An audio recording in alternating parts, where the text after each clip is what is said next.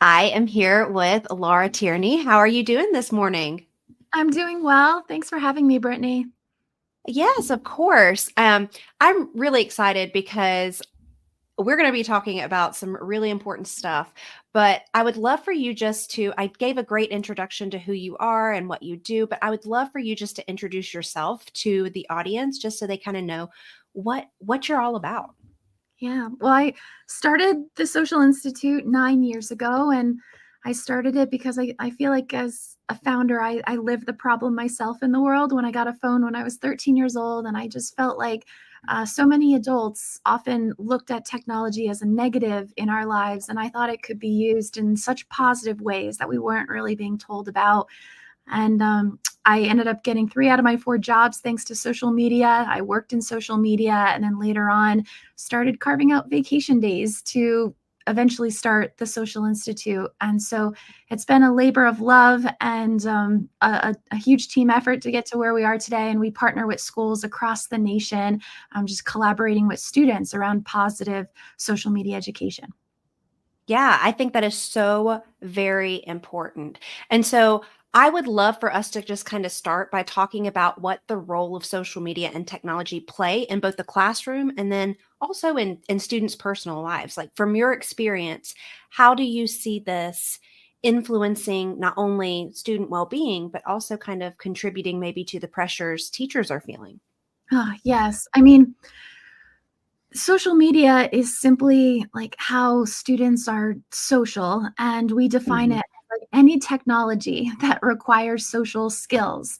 And so it's not just your quintessential platforms like Instagram or Snapchat, but I mean, it could be when you're in class and you're using a Google Doc with classmates and all of a sudden you're writing messages back and forth in a Google Doc, and we've heard that from like second grade teachers or third grade teachers that Mhm. they're navigating that.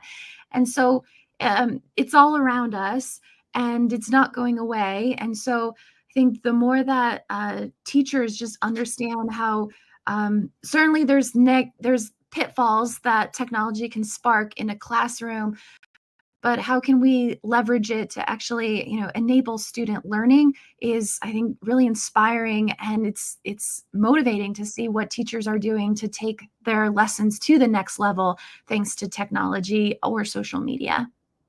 Yeah. I mean, I've as I've grown as an educator over the last 14 years, I have used a lot more technology, especially like with the pandemic and things like that. We kind of switched over. And I think that's where teachers see a lot of issues with social media, but also technology. Those brought about a lot of the issues that we have. But then at the same time, it brought about how beneficial it can be for students in their growth overall. Yeah. Yeah, that's Uh, right. Oh, go ahead. Go ahead. No, you're good. I was yeah, that's right. I mean, I feel like the as we see new platforms coming out too every month, obviously AI has been around for a while now, but I feel like you see teachers kind of dabbling kind of with it, and how can students be using it for good. AI even has that same kind of feel as social media did 10 years ago. Like it's new and it's kind of scary, but you start to see students now using it as like a thought partner for what they want to accomplish in school or outside of school. There's just so many creative uses of it. It'll be exciting to see where we can take it. Yeah. You talk about student intelligence as like the key to understanding and empowering them. Could you share some like real life examples about how this intelligence has shaped the way that maybe schools are fostering that well-being and learning? Yeah. Well, student intelligence is this like concept that really seeking to understand a student or your students can just help you build a stronger relationship to then enable learning in the classroom. And so the student intelligence for our team at the Social Institute also means like staying at the cutting edge with students and what they're navigating online or offline. And the more that we can understand them, the more that we can equip them to navigate the different social situations that they're experiencing online. And so if you can understand like how are your students feeling about AI, or what social situations are they encountering on social media, or how often do they experience like drama in group chats. The more that Mm. we know that, the more that we can tailor conversations to them and meet them on their level. And that doesn't only have to be, a health teacher who's doing that.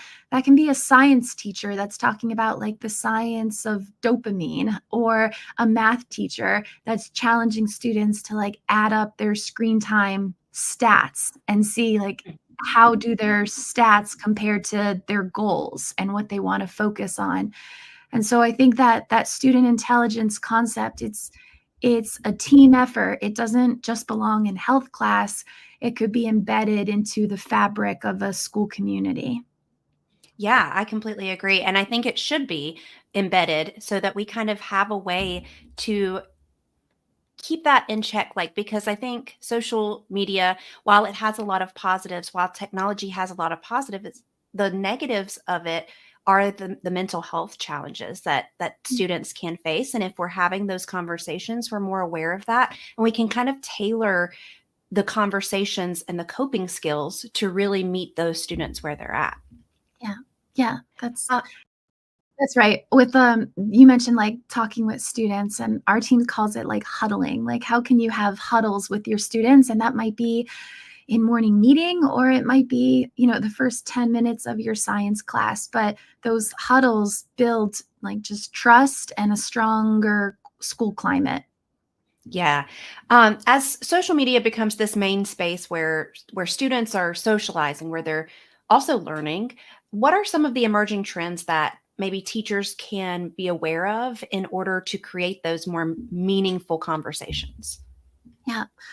I definitely say in the times that we're in, like the trends are just around misinformation, whether it is around an election season, or whether it's Mm, around a um, a, a catastrophe from Mother Nature, and the weather, and something happening in your state or beyond. You look at the recent events too, from the hurricanes and the yes. information that was being spread online, and obviously that is a timeless skill that applies to any subject, having to research and make sure you're finding credible sources. And so teachers can absolutely lean into that trend. Uh, just I mentioned it earlier, but like AI and blurred lines when it comes to using AI as a thought partner, or and still having academic integrity to the work. There was one teacher that, to combat that, she created this traffic light for AI, and it was like green light, yellow light, red light, with green light being like, have at it. You can't let it write literally the full paper for you, but you can submit your writing and say, kind of poke holes in this. Is there a way I could make it even stronger? Yellow light might be use it as a thought partner. Red light is totally off limits. Can't use it. And so just clear is kind, and being able to communicate your policy around AI is an emerging trend and need too. And then, I mean, of course, just the deepfake imagery and videos Mm, that are being found online. You can now create audio, of a teacher saying something all through AI, and it can sound like them.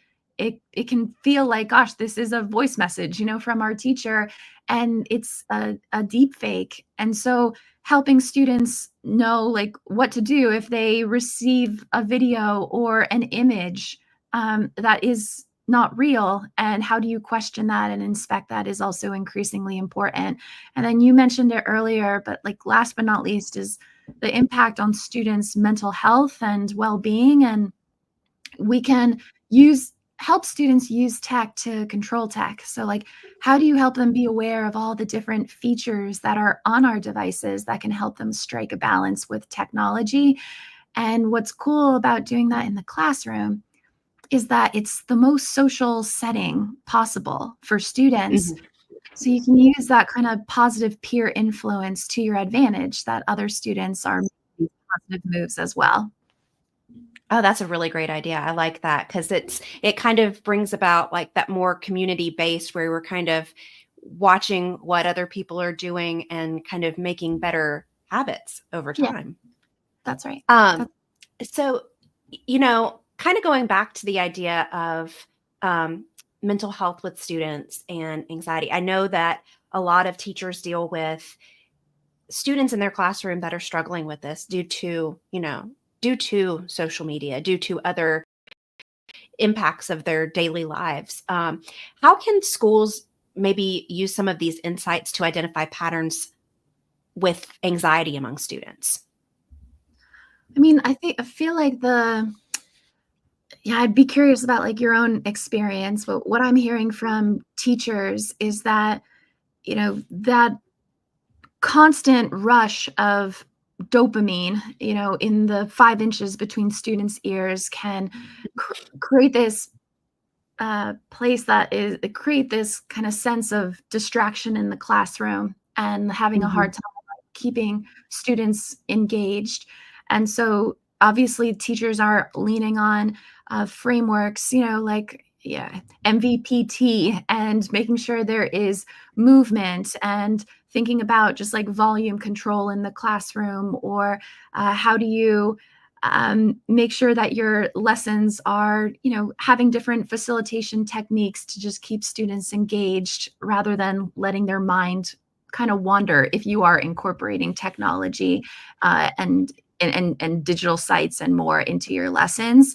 But those are some of the tips that we're hearing when it comes to just the idea of distraction and dopamine and students wanting to lean on technology kind of more and more. Yeah. I think a lot of teachers almost feel, I don't want to say not confident, but maybe not confident, is the best way to describe that, kind of leading discussions around student well-being and social media. Like how does the Hmm. Social Institute, for instance, help empower those teachers to facilitate those conversations? Yeah. I think teachers are in a tricky but lucky spot with students because, you are in this profession where you often know more than the students do about a certain topic, right? Like, math better than they do. You know, social studies better than the students do when they start your class. But with social media and technology, this is the topic where you don't know as much than the students do. And if you could put yourself in that place of actually inviting the students to kind of coach up or teach up, it's it's such an empowering position for the students. There's no better way to learn something than to have to teach it to Mm, others. And so to put teachers in or put students in that driver's seat of, what would you do if you got a photo, that made you uncomfortable? Like, what are the positive moves? Help me understand like what a student could do. That help me understand phrase, I think is a superpower that teachers can lean into, whether or not they love social media or technology. You get the students just thinking through some of those critical skills. yeah. I I read online on the Social Institute that there are 7 social standards that are part of this framework. Could you talk us through how these standards have kind of help with the students' behavior and well-being and how maybe educators could introduce them into their daily teaching practices? Yeah, it's a common language, these 7 standards. We co-created them with students, and they represent a language that teachers can use in the classroom. The first one is play to your core, and it's about making sure students are clicking send on things that represent their core values. Protect your privacy is what it sounds like. It's this idea of protecting your privacy, kind of like you're famous and safeguarding information. Once you click send on it, you no longer get to control what happens to whatever photo or video or message you just sent. Yeah. Striking a balance is about balancing our time and attention on technology with our priorities and goals. Cyberback is number 4. It's about having each other's backs and just creating a culture where we support one another in and outside of school grounds. 5 is find your influencers. It's about surrounding ourselves with positive influences. The next is Use Your Mic for Good, and it's about helping students use their platform, their voice, to share their story or to speak up for positive change in their classroom or their community. And then last but not least is Handle the Pressure. And it's about navigating all these different social pressures that come with tech. But it's a really beautiful way of thinking about social media education, these 7 standards, because I find that even though new apps and trends, they come and go, one year it's TikTok, then there'll be some new app out, months from now, that these standards, these 7 standards are like timeless skills, and you could apply them to any social situation, any app. So, and I love that they were co-created with students most of all. Yeah, I mean, I'm just thinking about those standards right now, and I can think I wish I had had that because obviously, like I do a lot on social media specifically for teachers, and I do use my mic for good, obviously, Yeah, but yeah, but I wish that I had that. Like I wish that I didn't have to learn it, I guess, the hard way. I wish that I'd had some kind of framework to be able to understand how this was going to kind of work and what I could do from the beginning without making a lot of mistakes along the way, you know? yeah. Yeah, no, it's amazing to for students to see and hear role models like you using your mic for good. And we believe that students can't be what they can't see. So the more that they can see others living up to these 7 standards, the better, which is why the role of the teacher is one of the greatest role models in a child's life. You think about that, like they're with them maybe more hours in a day than anyone else in the world. And when a child can see a teacher living up to these 7 standards, I think that's a really powerful thing too. Yeah, I agree. With kind of bringing those two things together, AI and social media. AI is increasingly integrated into these social platforms. We've got Meta with the little, like it drives me nuts when I'm on Facebook now because I'll be searching for something and it'll bring up, the Meta.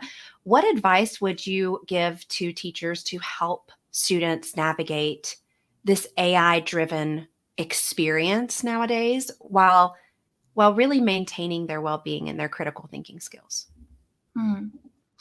Yeah, I mean, I think the important, things to keep in mind with AI is you hear AI and you might immediately think, well, it's Chat GPT or it's Gemini. And the reality is AI it's all around us. It's in our social media feeds. It's in other tools that we use day to day. And I think we also jump to this idea that AI will like dumb down students, or it has this potential to really make students not as strong of critical thinkers. But um, I think, and the same was true when social media came out. I think only seeing the negatives of it, when actually we can flip the script. Like students are using AI in and out of the classroom to break down difficult topics. They're using AI to, select essay topics. If they hit maybe a roadblock, they're using it to practice uh, questions, for an upcoming test or quiz. And so helping them use it as this productive thought partner is key. And likewise, like teachers can be tapping into the advantages of AI. They can use it to uh, create adaptive tests and assignments for students. They can analyze, student performance more efficiently and save them time. But really, I think communicating your policy to students is one of the most positive steps you could take.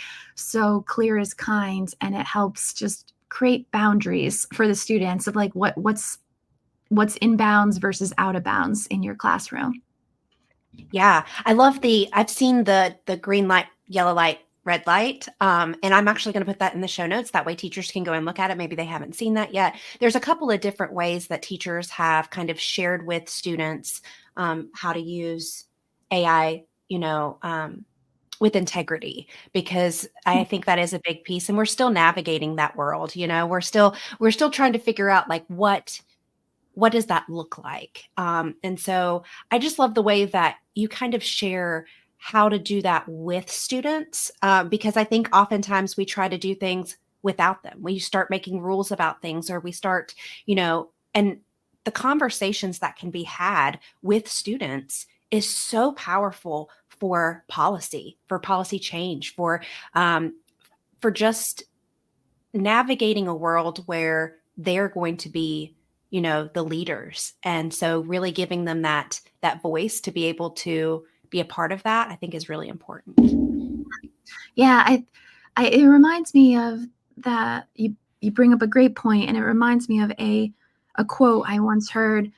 Whether or not you're a fan of basketball, I appreciate this, which is it was by Coach K, the Team USA basketball coach and Duke men's basketball coach, and he said, any team that I coach, that he coaches, we talk about the standards that we have, and I involve the players in co-creating the standards. And when you have standards and people co-create them together, there's just more ownership in the standards.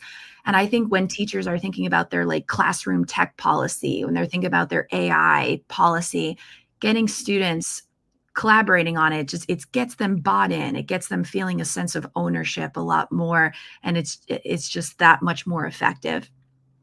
Yeah, I completely agree. As we kind of wrap up this, we've talked a lot about all kinds of different things, navigating social media, technology, AI, the pressures that come along with teaching in this digital age. What is one piece of advice or encouragement that you would give to educators who are kind of feeling overwhelmed by these challenges? I think that the challenges that we're experiencing today with technology, in some ways, I know they're changing quickly, but they're no different than some of the challenges we faced growing up. You go to the mall on a Friday night with friends and you feel, left out if you're not sitting at the food court with some other friends that you see there. And I know screenshots didn't exist, but these are timeless life skills and morals and principles that you might know a lot more about and have experience with than the students do, and you could pass that along to them. And so I don't let the apps or websites distract from the timeless values that teachers are living and have lived when they were teenagers. And so, again, kids can't be what they can't see. So the more that you could help reinforce those standards, the better. And it trickles down, I think, to the next generation. Yeah, what can they do to start to just take those small steps towards not only like supporting their students, but also kind of preserving their own well-being in that? Yeah. I mean, I find that even just uh, the first step, I feel like is thinking about your classroom standards. We have a wonderful free resource on our website. It's our classroom tech policy, and it helps you, think about the standards you might have around AI. Where can students put their devices? When are they allowed to access their devices? And have that opening conversation with your students. And then from there, you can have huddles, and it might be once a month, it might be once a week with students, even 10, 15 minutes. Hey, I saw, this going on in the news, and having an open-ended conversation with them about it. It gets them reflecting on some of those 7 standards and how they can embody that in their own life. Repetition is the mother of learning. And so it's not a one and done conversation. The more that teachers can huddle regularly with students, I find that it's like a gift that keeps on giving. Yeah, I completely agree. I mean, I'm just thinking about the times that I was in, like, growing up, and even like while I was teaching, there would be these like assemblies, or like one time, and you don't talk about it anymore after that, and the students kind of forget that. But if you kind Yeah, of weave that into the fabric of the classroom, that makes a huge difference. that's so well said. We all remember the assemblies where someone comes in and kind of lectures you for 30 minutes, and then you walk out and some of the things, go in one ear and out the other. But back to teachers are some of the greatest role models, that to that for them, having the conversation with students can go a long way. Yeah. So if the listeners are like, okay, this is exactly what I needed to hear. I'm really dealing with a lot of issues with this. What what do you have as far as from the Social Institute? Like what kind of freebies or things can they go after to get started having these better conversations or bringing these standards into their classroom?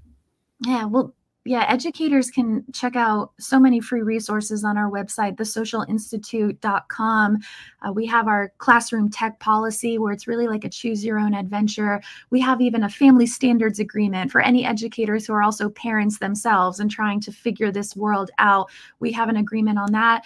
We have a bi weekly newsletter that gives you huddle ideas, topics to huddle about, and questions, and so teachers can subscribe to that Huddle newsletter as well. There's so many other free resources on the website. And then, of course, you can find us on social media using it for good. So people can check us out there as well. Yeah, and I'm going to put the links for everything down in the show notes. That way, teachers can go, they can go check you out. I know they're more than likely listening on their way to school or the way back from home or they're busy, but they can always go to the show notes and find those links there and check it out. So, thank you again, Laura, for being a part of this today. I know this is such an important conversation for teachers to learn more about and have. And so, I just really appreciate you taking the time to hang out with us today. Yeah, thanks, Brittany. It's great to chat about this important topic. Thanks for having me.